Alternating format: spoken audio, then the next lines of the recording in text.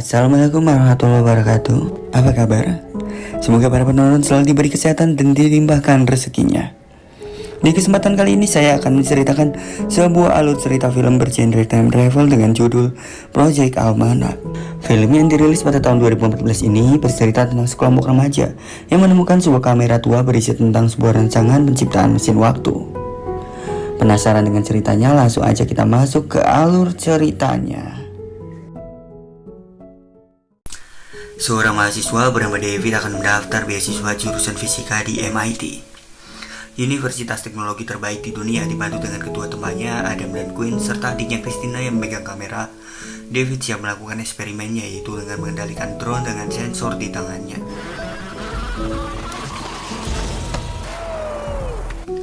Sampai akhirnya karena gangguan sinyal, drone tersebut tidak bisa dikendalikan, terbang terlalu tinggi dan akhirnya terjatuh. 37 hari kemudian, David akhirnya mendapatkan surat cinta dari MIT. Dan ternyata David diterima di MIT. On behalf of the admissions committee, we're delighted to inform you that you have been admitted to MIT class of 2008. Tapi ternyata beasiswa David hanya $5.000 saja dan masih harus membayar $40.000 lagi. Meskipun David ingin sekali masuk MIT, tapi dia tidak ada biaya sebanyak itu. Ibunya yang seorang janda belum mendapatkan pekerjaan baru, dan sesampainya mereka di rumah terlihat pelang rumahnya yang akan dijual. Ternyata ibu David sampai rela menjual rumahnya demi mimpi anaknya. Ibu dan adiknya Christina berencana sementara akan pindah ke apartemen saudaranya, karena ibunya ingin David bisa menjadi seperti ayahnya yang sama jeniusnya. Christina pun menghampiri David di loteng. David sedang mencari barang-barang di sana untuk percobaan eksperimen berikutnya dan mencoba beasiswa lainnya agar rumahnya tidak perlu dijual. Sampai akhirnya Christina menemukan kamera lama milik ayahnya. Rekaman terakhir dari ayahnya adalah saat David berulang tahun yang ke-7. Lalu David melihat ada sesuatu yang aneh di rekaman itu. David pun menunjukkan rekaman itu kepada teman-temannya bahwa ada dirinya saat dewasa di rekaman ulang tahunnya. Bahkan baju yang dipakai pun sama. Mereka pun kebingungan melihat video itu. Di sekolah mereka kembali menelaah video itu. Ada gantungan kunci balerina di tangan David. Lalu David tersadar jika tasnya tertukar dengan tas milik Mbak Jessie, mbak idaman di sekolah itu. David pun akan menukarnya kembali. Are you trying to communicate with me telepathically? Excuse me, Mereka pun mencoba mensimulasikan video tersebut dan menemukan petunjuk jika David di video itu masuk ke ruang basement. Dulu ayahnya pernah bekerja di sana dan David tidak pernah sekalipun masuk ke sana. Lalu mereka mendengar suara aneh dari lubang kecil di lantai basement yang hanya bisa dibuka ketika lampu dimatikan. Mereka menemukan sebuah koper besi kecil milik ayah David yang ternyata di dalamnya ada sebuah mesin prototipe relokasi temporal, dengan kata lain mesin penjelajah waktu lengkap dengan catatan-catatan dan blueprintnya. Sepertinya ayah David pernah memiliki suatu proyek rahasia dengan DARPA, organisasi rahasia militer, dan proyek ini dinamai Almanac. Mereka berpikir untuk mencoba merangkai mesin yang masih prototipe tersebut, karena video David di cermin membuktikan bahwa mereka sudah pernah menyelesaikan dan memakai mesin waktu tersebut. Di video itu terlihat ayah David yang harus pergi meninggalkan pesta ulang tahunnya, dan itulah saat terakhir David bertemu dengan ayahnya. David dan teman-temannya membeli peralatan-peralatan yang dibutuhkan untuk menghidupkan mesin itu, dan mesin pun akan dicoba untuk dinyalakan. Pengerjaan pun dimulai kembali. David bilang bahwa mereka hanya bisa kembali ke masa lalu dan itu hanya bisa ke 3 minggu sebelumnya. Jika lebih dari itu, mereka bisa nyangkut selamanya di masa lalu dan tidak bisa kembali. Lalu untuk kedua kalinya mesin pun dinyalakan. Karena aki terlalu panas, mesin tidak berfungsi. Terlihat muncratan noda di kaos David yang sama persis seperti di dalam video. Mereka butuh tabung hidrogen untuk membuat mesin dapat berfungsi. Karena untuk mendapatkan tabung hidrogen butuh izin, mereka pun terpaksa mencuri hidrogen itu di gudang sekolah.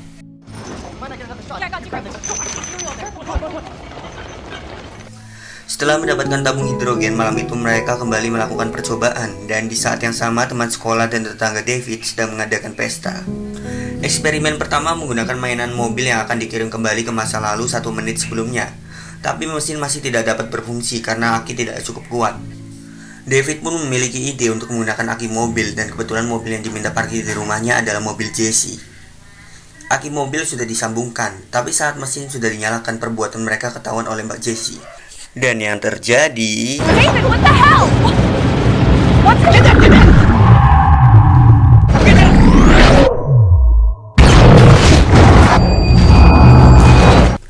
Bukan hanya kembali 1 menit sebelumnya, tapi 2 jam sebelumnya mesin waktu benar-benar berhasil. Keesokan harinya di sekolah, Jessie semakin penasaran dengan mesin waktu yang mereka buat. David bilang percobaan berikutnya akan memakai makhluk hidup, dan ternyata gantungan kunci di video David adalah gantungan kunci mobil milik Jessie. David membuat kerangka mesin lebih kecil agar dapat masuk ke dalam ransel, dan juga membuat energi yang lebih kuat agar portal mesin waktu dapat lebih lebar dan cukup untuk mereka berlima. Dengan modal nekat, mereka menjadikan diri mereka sebagai bahan eksperimen dan mencoba kembali ke 1 hari sebelumnya. Mereka pun pergi ke tempat yang jauh dari keramaian. GoPro sudah dipasang. David mengulangi arahan agar mereka tetap tenang, mata terpejam, dan juga bernafas normal. Itu semua agar tubuh mereka tidak meledak. Percobaan berbahaya pun akhirnya dilakukan.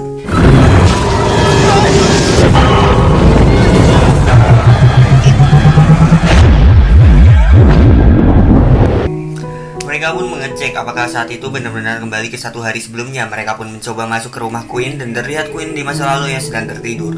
Tapi kedua Quinn tiba-tiba nge-lag karena saling bertatapan. Mereka pun segera pergi karena tahu itu sangat berbahaya. Percobaan benar-benar berhasil, tapi karena ada anjing yang mengejar, mereka langsung segera kembali ke masa sekarang. Karena si anjing ikut terbawa, terlihat banyak selebaran anjing hilang yang ditempel. Padahal sebelumnya selebaran itu nggak ada.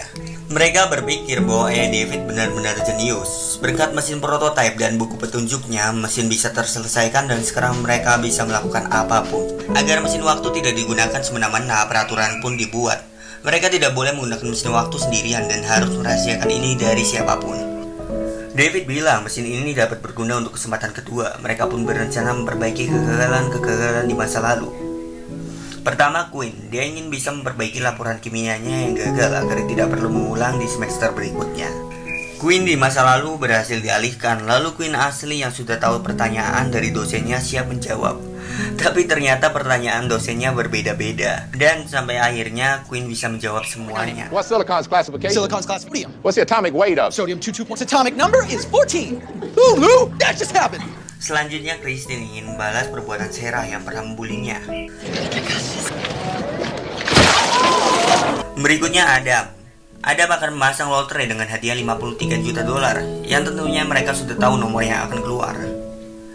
Mereka benar-benar memenangkan lotrenya, tapi sayang sekali mereka keliru 1 nomor dan hanya mendapatkan 1,8 juta dolar. Selanjutnya waktunya party dan foya-foya. David membeli aki yang jauh lebih kuat dan memberikan uang ke ibunya. Christine beli pakaian-pakaian dan aksesoris, sedangkan Quinn beli mobil mewah. Di eksperimen ke-16 dengan aki baru yang jauh lebih kuat, David mencoba memperpanjang waktu 2-4 tahun sebelumnya. Lalu Jessie datang dan mengobrol dengan David. David bilang bahwa mesin waktu itu mungkin bisa membawa mereka ke 10 tahun sebelumnya.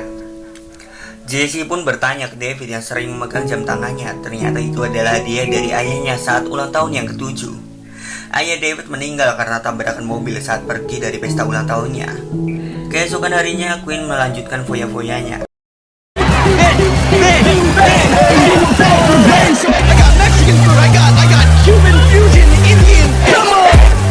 Sesuai kesepakatan, David dan teman-temannya bertemu di tengah-tengah pelajaran sekolah. Ternyata David akan memberikan kejutan ke mereka, lebih tepatnya ke Mbak Jessie sih. Ternyata mereka kembali ke 3 bulan sebelumnya untuk datang ke konser Lollapalooza. Dan itu adalah keinginan Jessie selama ini. Bahkan David mendapatkan akses VIP yang ia beli di eBay, harganya cuma 5 dolar saja karena tentunya sudah kadaluarsa ya. Mereka pun bisa ikut naik ke atas panggung, bahkan lagu berikutnya dipersembahkan untuk Jessie. Di sebuah dinding bertuliskan Before the World Ends atau sebelum dunia kiamat, ada banyak impian-impian yang dituliskan. Di momen itu David mendekati Jessie. Jessie sudah sangat-sangat ngarep dan mancing supaya David segera menembak dia. Momennya sangat pas, tapi karena David tidak peka, Jessie pun sangat kecewa.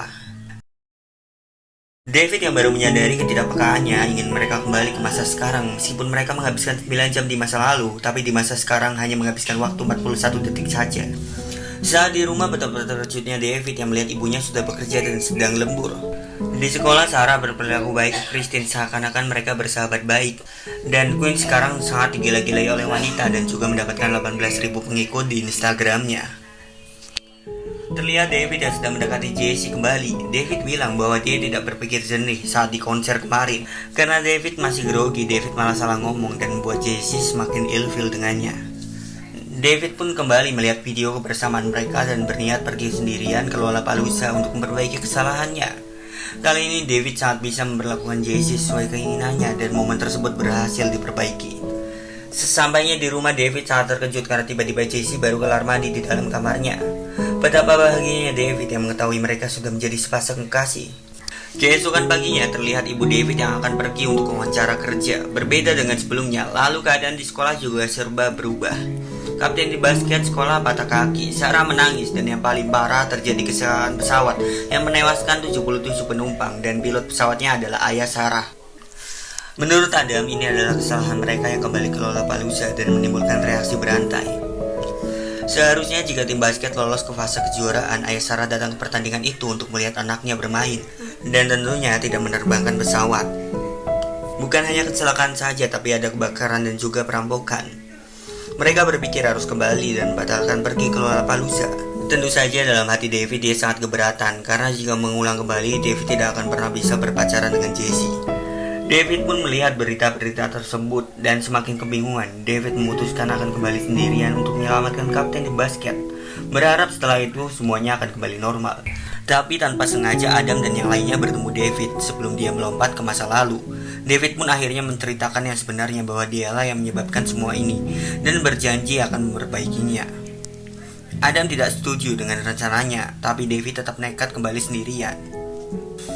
David pun kembali ke masa pada saat mereka bereksperimen dengan mobil mainan dan langsung berlari ke pesta untuk menyelamatkan kapten tim basket. Saat kembali ke masa sekarang, tim basket berhasil menang kejuaraan dan tidak ada kecelakaan pesawat. Tapi tiba-tiba Christine mengajak David pergi ke suatu tempat. Ternyata Adam sedang koma di rumah sakit. David pun semakin panik dan kembali ke rumah sendirian. David mencoba menganalisis semua kejadian agar tidak ada satupun dampak buruk yang terjadi. Lalu saat David akan kembali, Jessie tiba-tiba datang dan tanpa sengaja ikut kembali ke masa lalu. Jessie pun akhirnya tahu David sudah menggunakan mesin waktu sendirian berulang kali dan menanyakan apa yang sudah dia rubah. David pun akhirnya mengaku bahwa dia sudah mengubah kejadian di Lollapalooza. Jessie pun merasa sudah dipermainkan dan dibodohi. Jessie bilang, "Pernahkah kau berpikir bahwa aku sudah mencintaimu sejak pertama kita bertemu?" Bahkan Jessie ingin bertemu David lebih cepat. Di sini David mengerti bahwa dia telah melakukan hal bodoh kembali ke Lollapalooza. Padahal Jessie akan mencintainya apapun yang terjadi. Tapi semua sudah terlambat. Karena Jessie menghilang, David pun kembali ke masa sekarang. Lalu Quinn mendatangi rumah David dan mengatakan jika Jessie telah menghilang. David pun menceritakan apa yang sebenarnya terjadi. Karena semua waktu bertuburukan, David pun memutuskan akan kembali jauh ke ulang tahunnya yang ke-7 untuk menghancurkan mesin tersebut agar semua bisa kembali dari awal. Ternyata David menjadi buronan polisi, entah karena dianggap menculik Jessie atau kejahatan berat yang lainnya. David pun akan kabur ke sekolah untuk mengambil tabung hidrogen karena dia sudah kehabisan tabung tersebut. David langsung menuju gudang untuk mengambil hidrogen dan kembali ke 10 tahun yang lalu.